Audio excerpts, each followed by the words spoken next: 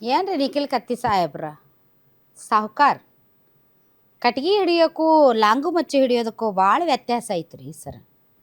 ದಸರಾ ಹಬ್ಬದಾಗ ಇಟ್ಟಿಟ್ಟು ಉದ್ದದ್ದು ಲಾಂಗು ಮಚ್ಚಿ ಇಟ್ಕೊಂಡಿರ್ತಾರ ನಿಮ್ಮ ಮಂದಿ. ಬಾ ಬಾ ಬಾ ಬಾ ಅವ್ರು ಕಲ್ಲು ಒಗದ್ಮೇಲೆ ನಾವು ಸುಮ್ಮನೆ ಕುತ್ಕೋಬಾರ್ದಂತ ತೋರ್ಸ್ಯಾರಂತ. ಆದರೆ ಇವ್ರು ಹೇಳಿದ್ರಂತ ಇಲ್ಲಪ್ಪ ಇದೆಲ್ಲ ತಪ್ಪು ಬೇಡ ಅಂತ. ಜಾರಕಿಹೊಳಿ ಬ್ರದರ್ಸ್ ಆ್ಯಂಡ್ ಟೀಮ್ ಸದಸ್ಯರನ್ನ ಎಲ್ಲಿ ಹೈಜಾಕ್ ಮಾಡಿಬಿಡುತ್ತೋ ಅನ್ನೋ ಕಾರಣಕ್ಕೆ ಈ ಥರ ಲಾಂಗು ಮಚ್ಚು ಹಿಡಿದು ಓಡಾಟವನ್ನು ನಡೆಸಿದ್ದಾರೆ. ರಮೇಶ್ ಕತ್ತಿ ಅವರು 4 ಬಾರಿ ಅಧ್ಯಕ್ಷರು, 36 ವರ್ಷಗಳಿಂದ DCC ಬ್ಯಾಂಕ್ ನಿರ್ದೇಶಕರು. ಹೀಗಾಗಿ ಈ ಕೃಷಿ ಪತ್ತಿನ ಸಹಕಾರ ಸಂಘದ ಕೆಲ ಸದಸ್ಯರುಗಳನ್ನು ಈ ಒಂದು ಶುಗರ್ ಕಂಪನಿಯ ಕಾಂಪೌಂಡ್ ಒಳಗಡೆ ಇರಿಸಿದ್ದಾರೆ. ತಮ್ಗೆ ಗೊತ್ತಿದೆ ಅಲ್ಲ ಸದಸ್ಯರುಗಳನ್ನು ಹೈಜಾಕ್ ಮಾಡ್ತಾರೆ ಅಂತ. ಹೇಗೆ ರೆಸಾರ್ಟಲ್ಲಿ ಇಟ್ಕೊಂಡು ಅವ್ರನ್ನ ಕೂಡ ಹಾಕ್ತಾರೆ, ಅದೇ ರೀತಿ ಪಾಪ ಅಲ್ಲೆಲ್ಲ ಶುಗರ್ ಕಂಪನಿಗಳು ಜಾಸ್ತಿ ಅಲ್ಲ, ಫ್ಯಾಕ್ಟ್ರಿಗಳು ಜಾಸ್ತಿ ಅಲ್ಲ. ಸೊ ದೊಡ್ಡ ದೊಡ್ಡ ಜಾಗ ಅವು, ಅಲ್ಲಿ ಕೂಡಿಟ್ರೆ ನಮ್ಮ ಏನು ಇದಿದೆ ಇಲಾಖಾ ಅದರೊಳಗಡೆ ಅವ್ರು ಬರಲ್ಲ ಅಂತ. ಹಾಗಾದರೆ ಏನಿದು ಫೈಟು, DCC ಬ್ಯಾಂಕ್ ಫೈಟು ಅನ್ನೋದಕ್ಕೆ ಸಂಬಂಧಪಟ್ಟಂತೆ ಇನ್ನೊಂದು ಅಪ್ಡೇಟ್ ಬರ್ತಾ ಇದೆ, ಬನ್ನಿ ನೋಡೋಣ.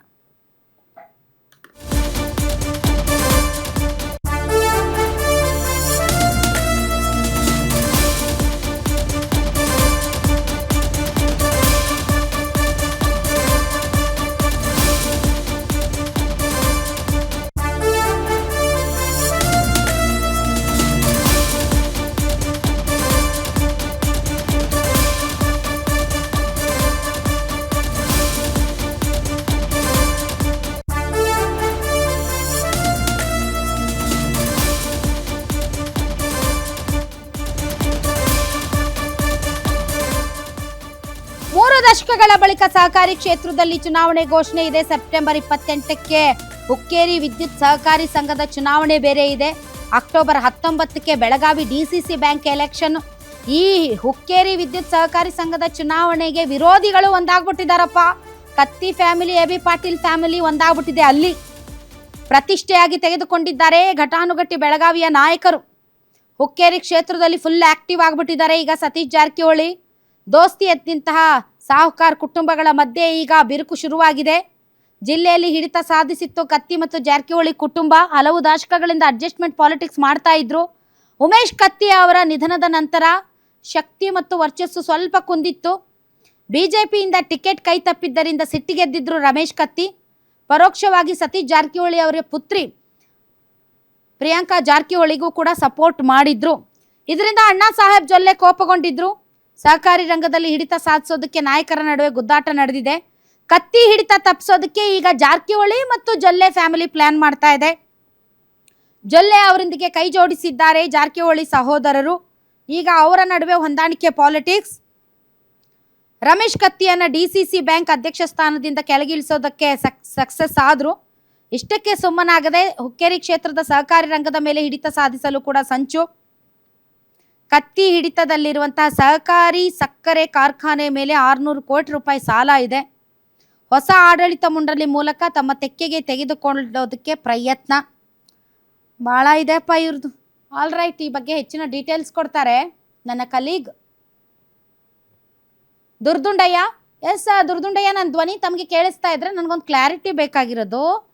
ಇದು ಈಗ ನಡೀತಾ ಇರೋದು DCC ಬ್ಯಾಂಕ್ ಚುನಾವಣೆನೋ ಅಥವಾ ಈ ಒಂದು ವಿದ್ಯುತ್ ಸಂಘಕ್ಕೆ ನಡೀತಾ ಇರುವಂತಹ ಚುನಾವಣೆನೋ? ಹೌದು ರಾಧಾ ಮೇಡಮ್, ಏನಂತಂದ್ರೆ ರಾಜ್ಯ ರಾಜಕೀಯ ಒಂದೆಡೆ ಆದ್ರೆ ಇನ್ನು ಬೆಳಗಾವಿ ಜಿಲ್ಲಾ ರಾಜಕಾರಣ ಇನ್ನೊಂದೆಡೆ ಅನ್ನುವಂತ ಮಾತಿದೆ. ಅದಕ್ಕೆ ಪೂರಕ ಎಂಬಂತೆ ಕಳೆದ 2 ತಿಂಗಳುಗಳಿಂದ ಬೆಳಗಾವಿ ಜಿಲ್ಲೆಯಲ್ಲಿ ಇದೆ ಶುರುವಾದಂತ ಒಂದು ಸ್ಥಳೀಯ ಸಂಸ್ಥೆಗಳ ಚುನಾವಣೆ ಕಣ ಅಂತಾನೆ ಹೇಳ್ಬಹುದು. ಏಕೆಂತಂದ್ರೆ ಬೆಳಗಾವಿ ಜಿಲ್ಲೆಯಲ್ಲಿ ಒಂದು ಸಾಕಷ್ಟು ಹೆಸರುವಾಸಿಯಾದಂತ ಒಂದು ಬೆಳಗಾವಿ DCC ಚುನಾವಣೆ, ಬೆಳಗಾವಿ DCC ಬ್ಯಾಂಕ್ ಚುನಾವಣೆ ಇದೇ ಮುಂದಿನ ತಿಂಗಳು ಸೆಪ್ಟೆಂಬರ್ 19ಕ್ಕಿದೆ. ಅದೇ ರೀತಿಯಾಗಿ ಏನಂತಂದ್ರೆ ಒಂದು ಹುಕ್ಕೇರಿ ವಿದ್ಯುತ್ ಸಂಘಕ್ಕೆ ಕೂಡ ಇದೇ ತಿಂಗಳು 28ಕ್ಕೆ ಒಂದು ಚುನಾವಣೆ ಕೂಡ ನಿಗದಿಯಾಗಿದೆ. ಇದರ ಬೆನ್ನಲ್ಲಿ ಏನಂತಂದ್ರೆ ಸತೀಶ್ ಜಾರಕಿಹೊಳಿ ಹಾಗೂ ಕತ್ತಿಯವರ ರಮೇಶ್ ಕತ್ತಿಯವರ ಜೊತೆಗೆ ಒಂದು ಬಿಗ್ ಫೈಟ್ ಶುರುವಾಗಿದೆ ಅಂತಾನೆ ಹೇಳಬಹುದು. ಈಗ ಆಲ್ರೆಡಿ ಏನಂತಂದ್ರೆ ಈಗ ರಮೇಶ್ ಜಾರಕಿಹೊಳಿ ಕುಟುಂಬ ಮತ್ತು ಕತ್ತಿ ಕುಟುಂಬ ಮೊನ್ನೆ ನಡೆದಂತಹ ಎಲೆಕ್ಷನ್ ನಲ್ಲಿ ಒಂದಾಗಿತ್ತಲ್ವಾ?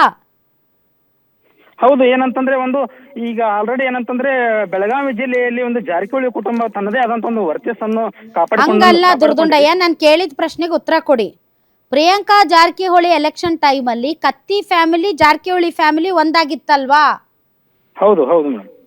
ಈಗ ಮತ್ತಿಲ್ಲಿ ಏನಾಯ್ತು ಎಡವಟ್ಟು? ಯಾಕೆ ಮತ್ತೆ ಒಬ್ರ ಮೇಲೆ ಒಬ್ರಿಗೆ ಮುಗಿ ಬಿದ್ದಿದ್ದಾರೆ? ಏನಂತಂದ್ರೆ ಸಹಕಾರಿ ಕ್ಷೇತ್ರವನ್ನು ತಮ್ಮ ತೆಕ್ಕಿಗೆ ತೆಗೆದುಕೊಳ್ಳಬೇಕು. ಇದರ ಜೊತೆಗೆ ಏನಂತಂದ್ರೆ ಜಾರಕಿಹೊಳಿ ಒಂದು ಕುಟುಂಬದ ವರ್ಚಸ್ಸು ಕಡಿಮೆ ಆಗ್ತಾ ಇದೆ. ಲಿಂಗಾಯತ್ ಅನ್ನುವಂತ ಒಂದು ವೋಟ್ ಬ್ಯಾಂಕ್ ಇಲ್ಲಿ ಶುರುವಾಗಿದೆ. ಈ ಲಿಂಗಾಯತ್ ಅನ್ನೋ ವೋಟ್ ಬ್ಯಾಂಕ್ಗೆ ಒಂದು ಕಡೆ ರಮೇಶ್ ಕತ್ತಿ ಕೂಡ ಸಪೋರ್ಟ್ ಮಾಡ್ತಿರುವಂತ ಬೆನ್ನಲ್ಲೇ ರಮೇಶ್ ಕತ್ತಿ ವಿರುದ್ಧ ಈಗ ಆಲ್ರೆಡಿ ಏನಂತಂದ್ರೆ ಒಳಗೆ ಒಂದು ಜಾರಕಿಹೊಳಿ ಕುಟುಂಬ ಒಂದು ಶೀತಲ ಸಮರ ಶುರು ಮಾಡಿದ್ದಾರೆ ಅಂತಾನೆ ಹೇಳಬಹುದು. ಒಂದು ಕಡೆ ಏನಂತಂದ್ರೆ ಈ ಲಿಂಗಾಯತರನ್ನು ಹೇಗಾದ್ರೂ ಮಾಡಿ ಒಗ್ಗಟ್ಟನ್ನು ಮುರಿಬೇಕು. ಇದರ ಜೊತೆಗೆ ಜೊಲ್ಲೆ ಅವರ ಜೊತೆ ಕೈ ಜೋಡಿಸಿ ಸಹಕಾರಿ ಕ್ಷೇತ್ರಕ್ಕೆ ಜೊಲ್ಲೆ ಅವರಿಗೆ ಸಪೋರ್ಟ್ ಮಾಡಿ ಇಲ್ಲಿ ರಮೇಶ್ ಕತ್ತಿ ಅವರಿಂದ ಒಂದು ಸಹಕಾರ ಕ್ಷೇತ್ರದ ಹಿಡಿತವನ್ನು ಕೈ ತಪ್ಪಿಸಬೇಕು ಅನ್ನುವಂತ ಒಂದು ವಿಚಾರ ಕೂಡ ನಡೀತಾ ಇದೆ ಅಂತಾನೆ ಹೇಳ್ಬೋದು. ಓಕೆ, ಈಗ ಏನು ಲಿಂಗಾಯತ ಪಾಲಿಟಿಕ್ಸ್ ತುಂಬಾ ಜೋರಾಗಿ ನಡೀತಾ ಇದೆ. ಕತ್ತಿ ಫ್ಯಾಮಿಲಿ ಜೊತೆಗೆ ಇರುವಂತಹ ಆ ಲಿಂಗಾಯತ ವೋಟ್ ಬ್ಯಾಂಕ್ ಏನಿದೆ ಅಥವಾ ಲಿಂಗಾಯತರ ಒಂದು ಪವರ್ ಏನಿದೆ ಅದಕ್ಕೆ ಸೆಡ್ಡು ಹೊಡೆಯೋದಕ್ಕೆ ಮತ್ತೆ ಜೊಲ್ಲೆ ಅವ್ರ ಜೊತೆ ಕೈ ಜೋಡಿಸಿ ಇವರನ್ನ ಬಗ್ಗು ಬಡಿಯೋದಕ್ಕೆ ಜಾರಕಿಹೊಳಿ ಫ್ಯಾಮಿಲಿ ಈಗ ಪ್ಲಾನ್ ಮಾಡ್ತಾ ಇದೆ ಅಂತ, ಹೌದಾ? S madam, S. ಓಕೆ, ಈ ವಿದ್ಯುತ್ ಸಂಘದ ಚುನಾವಣೆ ಏನು ಸೆಪ್ಟೆಂಬರ್ 28ಕ್ಕಿದೆ, ಇದು ಒಂದು ಅದ್ಭುತ. ಯಾಕೆ ಅಂದ್ರೆ ಸಹಕಾರಿ ಕ್ಷೇತ್ರದಲ್ಲಿ ವಿದ್ಯುತ್ ಸಂಸ್ಥೆ ಇರೋದು ಇದು ಬೆಳಗಾವಿಯಲ್ಲಿ ಮಾತ್ರ ಅಂತ ಅನ್ಸುತ್ತೆ Durdundayya. Yes madam, yes madam. ದೇಶದಲ್ಲಿ ಮೊದಲನೇದಾಗಿ ಸಹಕಾರಿ ಕ್ಷೇತ್ರ ವಿದ್ಯುತ್ ಸಂಘ ಇರೋದು ಕೇವಲ ಹುಕ್ಕೇರಿಯಲ್ಲಿ ಮಾತ್ರ. ಸೊ ಇದು ಕೂಡ ತುಂಬಾ ಪ್ರೆಸ್ಟೀಜಿಯಸ್. ಹೌದು ಹೌದು ಮೇಡಮ್. ಹಾಗಾದ್ರೆ ಇಲ್ಲಿ ಯಾರ್ಯಾರ ಮಧ್ಯೆ ಇದೆ? ಇಲ್ಲಿ ಕೂಡ ಏನಂತಂದ್ರೆ ಒಂದು ಸತೀಶ್ ಜಾರಕಿಹೊಳಿ ಅಂದ್ರೆ ಜಾರಕಿಹೊಳಿ ಸಹೋದರ ಹಾಗೂ ಜೊಲ್ಲೆ ಬಣ ಹಾಗೂ ರಮೇಶ್ ಕತ್ತಿ ಬಣಗಳ ನಡುವಿನ ಇದೆ. ಹಾಗಾದ್ರೆ ಈಗ ರಮೇಶ್ ಕತ್ತಿ ಮತ್ತು AB ಪಾಟೀಲ್ರು ಅವ್ರು ದುಶ್ಮನ್ಗಳ ತರ ವರ್ತನೆ ಮಾಡ್ತಿದ್ರು, ಈಗ ದೋಸ್ತಿಗಳಾಗಿದ್ದಾರಾ? ಹೌದು, ಏಕೆಂತಂದ್ರೆ ಒಂದು ಕತ್ತಿ ಹಿಡಿತದಲ್ಲಿರುವ ಸಂಕೇಶ್ವರ ಸಹಕಾರಿ ಕಾರ್ಖಾನೆ ಕೂಡ, ಇದರ ಜೊತೆಗೆ ಹುಕ್ಕೇರಿ ವಿದ್ಯುತ್ ಸಹಕಾರಿ ಸಂಘ ಕೂಡ ಈಗ ಕತ್ತಿ ಹಿಡಿತದಲ್ಲಿತ್ತು ಸುಮಾರು ವರ್ಷಗಳಿಂದ. ಇದನ್ನ ಹಿಡಿತ ತಪ್ಪಿಸಲು ಕೂಡ ಜಾರಕಿಹೊಳಿಗಳು ಹುಕ್ಕೇರಿ ಕ್ಷೇತ್ರಕ್ಕೆ ಎಂಟ್ರಿ ಆಗ್ತಾರೆ. ಇದೇ ವಿಚಾರವನ್ನು ಇಟ್ಟುಕೊಂಡು ಅಂತ ಒಂದು AB ಪಾಟೀಲ್ ಆಗಿರ್ಬೋದು, ರಮೇಶ್ ಕತ್ತಿ ಆಗಿರ್ಬೋದು, ಒಂದು ರಾಜಕೀಯ ಬದ್ಧ ವೈರಿಗಳಾಗಿದ್ದರು. ಅವರು ಕೂಡ ಎಲ್ಲೋ ಒಂದು ಕಡೆ ಒಂದಾಗಿ ಈ ಜಾರಕಿಹೊಳಿಯನ್ನು ತಮ್ಮ ಕ್ಷೇತ್ರಕ್ಕೆ ಇದನ್ನ ಮಾಡಬೇಕು ಅನ್ನುವಂತ ದೃಷ್ಟಿಯಿಂದ ಈಗ ಆಲ್ರೆಡಿ ಕತ್ತಿ ಹಾಗೂ AB ಪಾಟೀಲ್ರು ಕೂಡ ಒಂದಾಗಿ ಒಂದು ಈ ಚುನಾವಣೆ ಕಣಕ್ಕೆ ಒಂದು ಸಮರ ಸಾರಿದ್ದಾರೆ ಅಂತಾನೆ ಹೇಳ್ಬೋದು ಮೇಡಮ್. ಓಕೆ, ದುಶ್ಮನ್ಗಳು ದೋಸ್ತಿಗಳಾಗ್ತಾ ಇದ್ದಾರೆ ಎಂದಂಗ ಆಯ್ತು. ಬೆಳಗಾವಿಯಲ್ಲಿರುವಂತ ಪಾಲಿಟಿಕಲ್ ಈಕ್ವೇಶನ್ಸ್ ಎಲ್ಲ ಬದಲಾಗ್ತಾ ಇದೆ ತಮ್ಮ ತಮ್ಮ ಸ್ವಹಿತಾಸಕ್ತಿಗೆ. ಅಂದ್ರೆ ದುಶ್ಮನ್ ಕಾ ದುಶ್ಮನ್ ದೋಸ್ತ್ ಆತರ. Yes madam. ಒಂದು ಕಡೆ ಈಗ ಏನಂತೆ ಲಾಂಗು ಮಚ್ಚು ಹಿಡಿದವ್ರನ್ನ ಏನಾದ್ರು ಪೊಲೀಸರು ಏನಾದ್ರು ಬಂಧಿಸಿದಾರಾ? ಹೌದು ಮೇಡಮ್. ಏನಂತಂದ್ರೆ ಈಗ ಆಲ್ರೆಡಿ ಏನಂತಂದ್ರೆ ಕತ್ತಿ ಒಡೆತನದಲ್ಲಿರ್ತಕ್ಕಂಥ ಒಂದು ಸಕ್ಕರೆ ಕಾರ್ಖಾನೆಯಲ್ಲಿ PKPS ಸದಸ್ಯರು ಇರ್ತಾರೆ. ಆ ಸದಸ್ಯರಿಗೆ ಒಂದು ಭದ್ರತೆ ಒದಗಿಸುವ ದೃಷ್ಟಿಯಿಂದ ಕೆಲವೊಂದಷ್ಟು ಪುಂಡರು ಆ ಕತ್ತಿ ಲಾಂಗುಗಳನ್ನು ತೆಗೆದುಕೊಂಡು ಓಡಾಡುವಂತ ದೃಶ್ಯ ಸಾಕಷ್ಟು ಸೋಷಿಯಲ್ ಮೀಡಿಯಾದಲ್ಲಿ ವೈರಲ್ ಆಗಿರುತ್ತೆ. ಇದನ್ನು ಗಮನಿಸಿದಂತ ಬೆಳಗಾವಿ ಪೊಲೀಸರು ಕೂಡ ಏನಂತಂದ್ರೆ ಅದನ್ನು ಸುಮಟೋ ಕೇಸ್ ದಾಖಲಿಸಿಕೊಂಡು ಹುಕ್ಕೇರಿ ಪೊಲೀಸ್ ಸ್ಟೇಷನ್ದಲ್ಲಿ ಈಗ ಆಲ್ರೆಡಿ ಪ್ರಕರಣ ದಾಖಲು ಕೂಡ ಆಗಿದೆ. ಇದಕ್ಕೆ ಸಂಬಂಧಿಸಿದಂತೆ ಓರ್ವನನ್ನು ಬಂಧಿಸಿ ಆತನ ವಿಚಾರಣೆ ಮಾಡ್ತಾ ಇದ್ದಾರೆ ಅಂತ ಹೇಳಿ ಒಳಗಡೆ ಸದಸ್ಯರು ಸಹಕಾರಿ ಇದು ಯಾವ ಸಂಘ, ಅದು ಸಹಕಾರಿ ಪತ್ತಿನ ಸಂಘ ತಾನೆ? Yes yes madam. ಅಲ್ಲಿಯ ಸದಸ್ಯರು ಎಷ್ಟು ಜನ ಇದಾರೆ ಈಗ ಅಲ್ಲಿ ಕಾಂಪೌಂಡ್ ಒಳಗಡೆ? ಈಗ ಆಲ್ರೆಡಿ ಏನಂತಂದ್ರೆ ಹುಕ್ಕೇರಿ ತಾಲೂಕಿನಲ್ಲಿ ಬರ್ತಕ್ಕಂಥದ್ದು 93 PKPSಗಳು ಈಗ ಆಲ್ರೆಡಿ ಎಲ್ಲ ಕಡೆ ಹಲವು ಕಡೆ ಎಲ್ಲ ಕೋರಂ ಆಗಿ ಟರಾ ಪಾಸ್ ಆಗಿದೆ. ಇನ್ನು ಕೆಲವು PKPSಗಳಲ್ಲಿ ಮಾತ್ರ ಒಂದು ಕೋರಂ ಪಾಸ್ ಆಗಿಲ್ಲ. ಅವು ಕೆಲವು PKPS ಸದಸ್ಯರು ಮಾತ್ರ ಅಲ್ಲಿ ಈಗ ಆಲ್ರೆಡಿ ಏನಂತಂದ್ರೆ ಫ್ಯಾಕ್ಟರಿಯಲ್ಲಿ ಇದ್ದಾರೆ ಅಂತ ಮಾಹಿತಿ ತಿಳಿದು ಬಂದಿರುವಂತದ್ದು. ಸ್ವಇಚ್ಛೆಯಿಂದ ಇದಾರಂತ? ಸ್ವಇಚ್ಛೆಯಿಂದ ಇದಾರಂತೆ ಮೇಡಮ್. ಅವರಿಗೆ ಭದ್ರತೆ ಒದಗಿಸುವ ದೃಷ್ಟಿಯಿಂದ ಈಗ ಆಲ್ರೆಡಿ ಏನಂತಂದ್ರೆ ಅವರು ಈ ರೀತಿ ನಡೆದುಕೊಂಡಿದ್ದಾರೆ ಅಂತೆ ಈಗ ಆಲ್ರೆಡಿ ಅವರು ಸ್ಪಷ್ಟವಾಗಿ ಶಾಸಕ ನಿಖಿಲ್ ಕತ್ತಿ ಕೂಡ ಈಗ ಹೇಳಿಕೆ ಕೊಟ್ಟಿದ್ದಾರೆ. ಏನಂತಂದ್ರೆ ನಾವು ಬಡಿಗೆ ಕಲ್ಲುಗಳ ತೋರಿಸಿದ್ರೆ ನಾವು ಕೂಡ ಸುಮ್ಮನೆ ಕುಳಿತುಕೊಳ್ಳಲ್ಲ, ನಾವು ಕೂಡ ನಮ್ಮ ಹತ್ರ ಕೂಡ ಆಯುಧಗಳು ಇದಾವೆ ಅನ್ನುವಂತ ಒಂದು ಪ್ರದರ್ಶನ ಮಾಡಿದ್ದಾರೆ.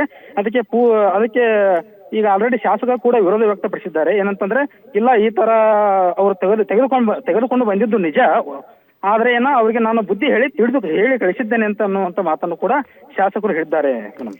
ಓಕೆ, ಥ್ಯಾಂಕ್ ಯು ದುರ್ದುಂಡಯ್ಯ ನಿಮ್ಮ ಎಲ್ಲ ಮಾಹಿತಿಗಾಗಿ.